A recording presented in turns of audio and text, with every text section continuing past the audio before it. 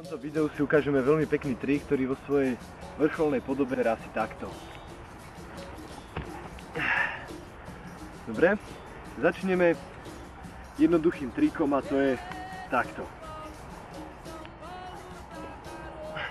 To by mal zvládnuť každý, kto vie mlynské kolo. Ešte raz, skúsim pomalšie.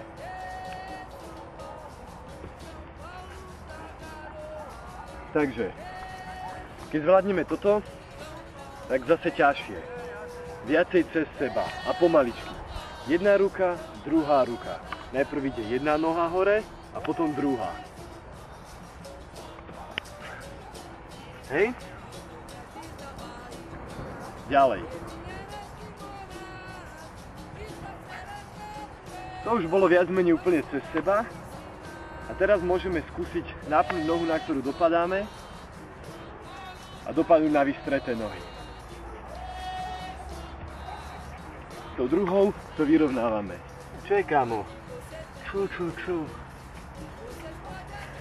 Potom to môžeme vyskúšať nakopnúť. Hej? Až nakoniec to skúsime nakopnúť z otočky. Točíme, nakopávame. Tak. Trik je možné učiť sa aj s malým rozhlom alebo s jedným krokom, keď máme problém chytiť poriadny švih. Takže urobím krok. Hej. Alebo sa môžeme aj trošku rozbehnúť. Ale najkrajšie aj tak z miesta.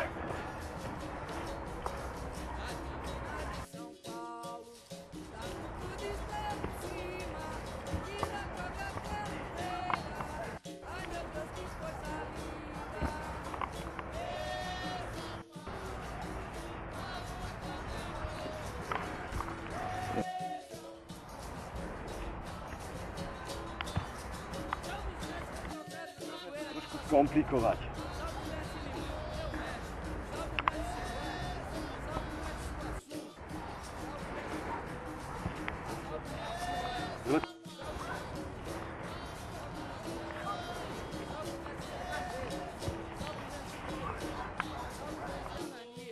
Môžeme skomplikovať tým, že vo vzduchu vymeníme nohy. Ja začínam nakopávať nohou inou, než keď to robím jednoducho. Takže nakopávam pravou, idem hore, jedna ruka, druhá vymení, dopadnem. Dobre? V rýchlosti.